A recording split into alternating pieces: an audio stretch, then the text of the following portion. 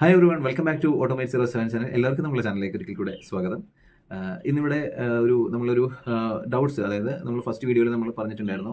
അതായത് നമ്മൾ ഒരു വാട്സപ്പ് നമ്പർ നമ്മൾ കൊടുത്തിട്ടുണ്ട്. അതിൽ വാഹനത്തെ സംബന്ധിച്ചിട്ടുള്ള ഡൗട്ട്സും അതുപോലെ തന്നെ വാഹനങ്ങൾ വാങ്ങാനായിട്ട് എന്തെങ്കിലും രീതിയിലുള്ള ഒരു കൺഫ്യൂഷൻസ് ഉണ്ടെന്നുണ്ടെങ്കിൽ തീർച്ചയായിട്ടും നിങ്ങൾക്ക് സജഷൻസ് ചോദിക്കാം എന്നുള്ള രീതിയിൽ ഒരു കോൺടാക്ട് നമ്പർ കൊടുത്തിട്ടുണ്ടായിരുന്നു. അപ്പോൾ ആ നമ്പറിലേക്ക് വരുന്ന വാട്സപ്പ് മാത്രമാണ് അതിൽ അവൈലബിൾ ആയിട്ടുള്ളൂ. കാര്യമായിട്ടുള്ള അധികം ആളുകളൊന്നും അതിനകത്ത് മെസ്സേജ് ചെയ്തിട്ടൊന്നുമില്ല. ഒരു 10-12 പേരൊക്കെ ചെയ്തിട്ടുള്ളൂ.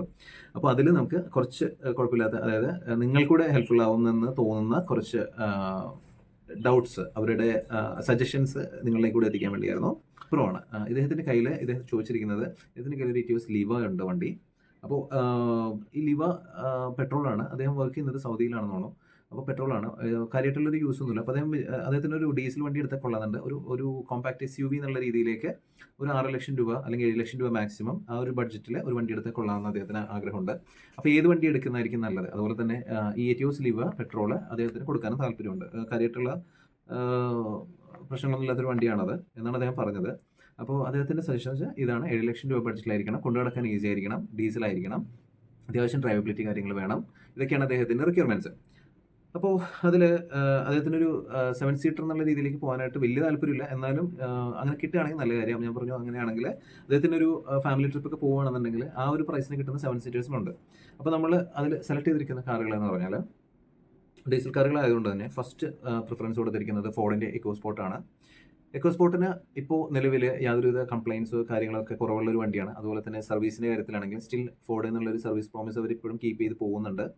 കഴിഞ്ഞ ഒരു 4 ദിവസത്തിന് മുന്നേ ഫോർഡിലേക്ക് ഞാൻ വിളിക്കുകയും മറ്റൊരു കാര്യത്തിന് വിളിക്കുകയും ഒരു കാര്യങ്ങൾ അന്വേഷിച്ചപ്പോഴത്തേക്ക് ഇതുവരെ സർവീസിനൊന്നും വേറെ പ്രശ്നങ്ങളില്ലാന്നും, ഇനിയിപ്പോൾ പുതിയ എൻഡവർ പോലുള്ള വണ്ടികൾ വരുന്നുണ്ട്, അതുപോലെ ഇലക്ട്രിക്കൽ വണ്ടികൾ വരുന്നത് കൊണ്ട് തന്നെ മെയിൻ്റെനൻസ് പാർട്ടെല്ലാം ഇപ്പോഴും അവൈലബിൾ ആണ്. അതിൽ കിട്ടാത്തതായിട്ട് ബുദ്ധിമുട്ട് വരുന്നത് ഒരു 2010-നും 2014-നൊക്കെ ഇടയിലുള്ള വണ്ടികളുടെ പാർട്സിന് കുറച്ചൊരു അവൈലബിലിറ്റി കുറവുണ്ട് എന്നല്ലാതെ വേറൊരു പ്രശ്നങ്ങളും അതിൻ്റെ അകത്ത് വരുന്നില്ല. പിന്നെ ഫോർഡിൻ്റെ TDC എഞ്ചിൻ എന്ന് പറഞ്ഞാൽ ഒരു പ്രൂവൺ എഞ്ചിനാണ്. അതിന് യാതൊരു കംപ്ലയിൻസോ കാര്യങ്ങളൊന്നും ഇല്ലാത്തൊരു എഞ്ചിനാണ്. വളരെ ഡ്രൈവബിലിറ്റി ഉള്ള ഒരു എഞ്ചിനാണ്. നമുക്ക് ആസ്വദിച്ച് വണ്ടി ഓടിക്കാൻ പറ്റുന്ന ഒരു വണ്ടി ആയതുകൊണ്ട് തന്നെ എന്നാൽ കാര്യമായിട്ടുള്ളൊരു സർവീസ് കോസ്റ്റും ഇല്ല. ഒരു 7,000 രൂപ താഴേക്കാണ് എക്കോസ്പോർട്ടിന് സർവീസ് കോസ്റ്റ് വരിക. അപ്പോൾ അങ്ങനെയുള്ളൊരു വണ്ടി ഒരു 6-7 ലക്ഷത്തിൻ്റെ താഴെ എടുക്കുന്നതാണ് ഏറ്റവും നല്ലതെന്നുള്ളത് എൻ്റെ ഫസ്റ്റ് പ്രിഫറൻസ്, അതായത് എൻ്റെ സജഷൻ എന്നുള്ള രീതി ഞാൻ പറയുന്നു. അതിന് മറ്റു ഗുണങ്ങളെന്ന് വെച്ചാൽ, അല്ലെങ്കിൽ മറ്റു കാര്യങ്ങൾ നോക്കിയെടുക്കേണ്ടതെന്ന് വെച്ചാൽ, കാര്യമായിട്ടുള്ളൊരു ഓട്ടോ ഒരു 70,000 ബിലോ ഒക്കെ ഉള്ള വണ്ടികളാണെന്നുണ്ടെങ്കിൽ ഈ ഒരു പ്രൈസ് റേഞ്ചിൽ കിട്ടുന്നതാണ്. പെട്രോൾ എടുക്കാതിരിക്കുന്നതാണ് നല്ലത്. എടുക്കാതിരിക്കുന്നതെന്ന് വെച്ചാൽ വേറെ ഒന്നുമല്ല, അതിന് അത്ര ഒരു പവർഫുൾ ആണെന്ന് നമുക്ക് പറയാൻ പറ്റത്തില്ല. അപ്പോൾ ഡീസൽ തന്നെയാണ് ഒരു പ്രൂവൺ എഞ്ചിൻ എന്ന് പറയുന്നത്. അപ്പോൾ നിങ്ങൾക്ക് തീർച്ചയായിട്ടും അതിലേക്ക് പോകാവുന്ന ഒരു വണ്ടിയാണ് ഫോർഡിൻ്റെ എക്കോസ്പോർട്ട് എന്ന് പറയുന്നത്. രണ്ടാമത്തെ നമുക്കൊരു ഓപ്ഷൻ വരുന്നതെന്ന് വെച്ച് കഴിഞ്ഞാൽ മഹീന്ദ്രയുടെ TUV 300 ആണ്. അതെ, TUV 300 ആണ്.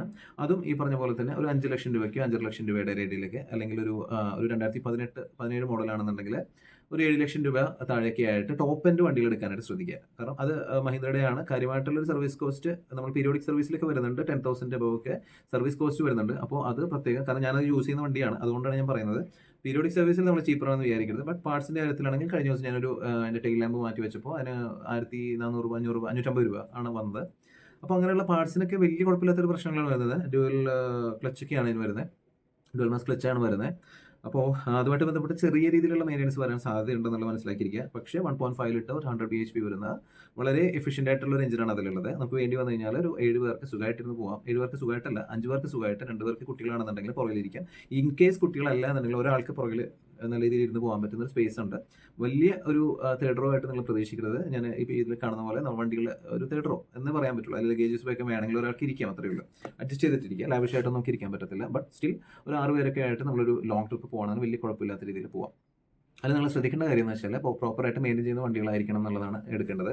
രണ്ടാമത്തെ കാര്യം, വണ്ടിയിൽ നമ്മൾ നല്ല രീതിയിൽ മെയിൻറ്റെയിൻ ചെയ്യാത്ത വണ്ടിയാണ്, നല്ല കംപ്ലയിൻസ് കൂടുതൽ വരാൻ സാധ്യതയുണ്ട്.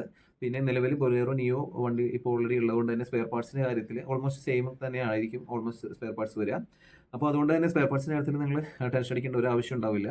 പിന്നെ മഹീന്ദ്ര എല്ലാ സ്ഥലത്തും അവൈലബിൾ ആയതുകൊണ്ട് തന്നെ വലിയ പ്രശ്നങ്ങളും ഉണ്ടാകത്തില്ല. അത്യാവശ്യം ഗ്രൗണ്ട് ക്ലിയറൻസ് ഉണ്ട്. ഒരു ഓഫ് റോഡൊക്കെ അത്യാവശ്യം പോകണമെങ്കിൽ പോകാം. പിന്നെ ഈ വണ്ടിയുടെ ഒരു പ്രശ്നം എന്ന് വെച്ച് കഴിഞ്ഞാൽ ചില സമയത്ത് നമ്മൾ ഓഫ് റോഡൊക്കെ പോകുന്ന സമയത്ത് ചിലപ്പോൾ വെയിൽ ഇങ്ങനെ സ്പിന്നായിക്കൊണ്ടിരിക്കാനുള്ള ഒരു സാധ്യതയുണ്ട്. അപ്പോൾ അത് ഏകദേശം കുറച്ച് ഓടിച്ച് കഴിയുമ്പോൾ നമുക്ക് ഒരു ഐഡിയ കിട്ടും ഏത് രീതിയിൽ നമ്മളത് ഹാൻഡിൽ ചെയ്ത് കഴിഞ്ഞാൽ നമുക്ക് ആ വീൽ സ്പിൻ ഒഴിവാക്കാം എന്നുള്ളത്. അപ്പോൾ ഈ ഒരു കാര്യം കൂടെ നോക്കിക്കഴിഞ്ഞാൽ സുഖമായിട്ട് വണ്ടി ഓടിച്ചിട്ട് പോകാൻ പറ്റും. വളരെ കംഫർട്ടബിൾ ആയിട്ടുള്ള വണ്ടിയാണ്. ചെറിയൊരു ബോഡി റോൾ ഉണ്ടാവും. അത് നമ്മളിപ്പോൾ ഫുൾ ആളൊക്കെയായിട്ട് പോകുകയാണെന്നുണ്ടെങ്കിൽ ആ ഒരു ബോഡി റോളിൽ പ്രശ്നങ്ങളൊന്നും ഉണ്ടാകത്തില്ല. അത്യാവശ്യം ബോഡി റോൾ ഉണ്ട് അതിൽ, ഇല്ലയെന്നൊന്നും ഞാൻ പറയുന്നില്ല. പക്ഷേ കുഴപ്പമില്ലാത്ത രീതിയിൽ മുന്നോട്ട് പോകാൻ പറ്റുന്ന ഒരു വണ്ടിയാണ്. പിന്നെ നമുക്ക് ഒരു തേർഡ് ഓപ്ഷൻ എന്നുള്ള രീതിയിൽ വേണമെങ്കിൽ പരിഗണിക്കാവുന്ന ഒരു വണ്ടി എന്ന് പറയുന്നത് മാരുതിയുടെ ഇർട്ടിഗയാണ്. പക്ഷേ അത് ഡീസൽ വണ്ടി വരുമ്പോഴേക്കും ഈ പറഞ്ഞ പോലെ തന്നെ ഒരു 7 ലക്ഷം രൂപ അല്ലെങ്കിൽ 6 ലക്ഷം രൂപ റേഞ്ചിൽ നമുക്ക് വണ്ടി കിട്ടും. പക്ഷേ ഒരു സഫിഷ്യന്റ് പവർ നമുക്കതിൽ നിന്ന് കിട്ടും, അല്ലെങ്കിൽ ഒരു ഡ്രൈവബിലിറ്റി ഒന്നും നമുക്കതിൽ നിന്ന് കിട്ടത്തില്ല. 7 പേർക്ക് എങ്ങനെയൊക്കെയോ ഇരുന്ന് പോകാൻ പറ്റുന്ന ഒരു വണ്ടി എന്ന് പറയാൻ പറ്റുള്ളൂ. കാര്യമായിട്ടുള്ള മെയിൻ്റെനൻസ് കോസ്റ്റുള്ള മാരുതി ആയതുകൊണ്ട് തന്നെ ഫിയറ്റിൻ്റെ ഒരു മൾട്ടിജെറ്റ് എഞ്ചിൻ, അതായത് മാരുതി ഇറക്കുമ്പോൾ ഒരു DDIS ആയിട്ട് ഇറക്കുന്ന ഒരു എഞ്ചിനായിട്ടാണ് നമുക്ക് കിട്ടുന്നത്. കാര്യമായിട്ടുള്ള ഡ്രൈവബിലിറ്റി കാര്യങ്ങളൊന്നും നമ്മൾ പ്രതീക്ഷിക്കരുത്. ഇത് ജസ്റ്റ് ഒരു സജഷൻ എന്നുള്ള ഇതിൽ മാത്രം പറയുന്നതാണ്. ഒരു 7 പേർക്ക്, അതായത് 5 പേർക്കും 2 കുട്ടികളായിട്ട് കയറിയിരുന്ന് പോകാൻ പറ്റുന്ന ഒരു വണ്ടി എന്നുള്ള രീതിയിൽ വേണമെങ്കിൽ നിങ്ങൾക്ക് പരിഗണിക്കാം. പക്ഷേ മനസ്സിലാക്കേണ്ട ഒരു കാര്യം, 1.2 ലിറ്റർ എഞ്ചിനാണ് അതിൽ വരുന്നത്. ഒരിക്കലും നിങ്ങൾ വിചാരിക്കുന്ന പോലത്തെ ഒരു പവർ ഡെലിവറി ഒന്നും അതിൽ നിന്ന് കിട്ടാൻ പോകുന്നില്ല. ഓക്കെ, അപ്പോൾ മിസ്റ്റർ ജീനിന് മലപ്പുറത്ത് നിന്നുള്ളതാണ് അദ്ദേഹം. അദ്ദേഹത്തിൻ്റെ ആവശ്യം അനുസരിച്ചിട്ട് അദ്ദേഹത്തിന് ഫസ്റ്റ് ഫോർഡ് എക്കോസ്പോർട്ടിലേക്ക് പോവാം. ഇൻ കേസ് ഇത് രണ്ടും സെയിം ഒരു എന്താ പറയുക, തൂക്കി നോക്കിയാൽ ഒരേ അളവിൽ നിൽക്കുന്ന വണ്ടികളാണ്. അപ്പോൾ വേണമെങ്കിൽ തീർച്ചയായിട്ടും TUV 300ലേക്കും പോകാവുന്നതാണ്. അപ്പോൾ ഇതാണ് ഇന്നത്തെ ചോദ്യത്തിനുള്ള ഉത്തരം. അപ്പോൾ ഈ ഒരു ബഡ്ജറ്റ് റേഞ്ചിൽ വണ്ടി എടുക്കാനും അല്ലെങ്കിൽ ഈ ഒരു റിക്വയർമെൻറ്റിൽ വണ്ടി എടുക്കാൻ ആഗ്രഹമുള്ളവർക്ക് തീർച്ചയായിട്ടും ഇത് പരിഗണിക്കാവുന്നതാണ്. അതുപോലെ തന്നെ നിങ്ങൾക്ക് എന്തെങ്കിലും സംശയങ്ങൾ കാര്യങ്ങളുണ്ടെങ്കിൽ തീർച്ചയായിട്ടും നമുക്ക് ഞാൻ എൻ്റെ വാട്സപ്പ് നമ്പർ ഇതിൻ്റെ അടിയിലേക്ക് കൊടുത്തേക്കാം. നിങ്ങൾ അതിലേക്ക് ജസ്റ്റ് ഒരു മെസ്സേജ് അയച്ചാൽ മതി. തീർച്ചയായിട്ടും അതിന് റിപ്ലൈ ഉണ്ടാവും. Okay, thanks for watching automate 07 channel. By.